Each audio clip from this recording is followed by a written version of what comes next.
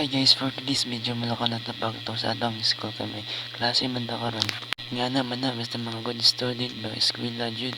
During the pina guys nana ko diri sa eskwela ano hindi ako kaya mga eskwela diri. Lapad kay ba murag imong ilong yawa pa. Bitaw guys pagsutod ako sa eskwela murag 1 hour naman na among klase kay paspas kayang oras oy nansa naman ni. Kay gabi naman tig-uli na mga estudyante kay wala naman klase ani. Tuwara taligsik na jud. Pag-out na ako na madiretso na ako na nasa balay kay dili man talaga wan. Ana man na pagtapos ng klase tulog ug pag-study pud ginagmay ngana man na ba. Bitaw kay study na talaga yawa mo.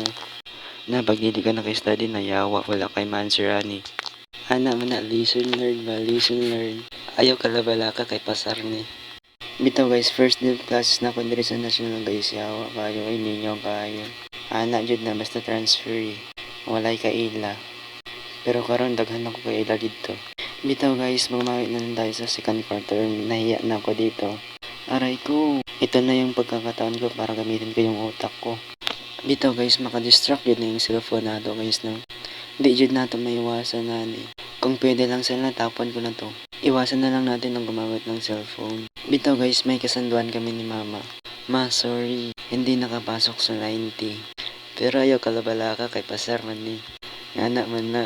Pero I promise, baka makapasok na to sa second quarter. Baka naman pag nakapasok na to ng second quarter, matupad na yung hiling ko. Basta alam nyo na yon. Pero gagawin natin ang lahat para makapasok. Hanggang dito na lang muna guys. Bye-bye!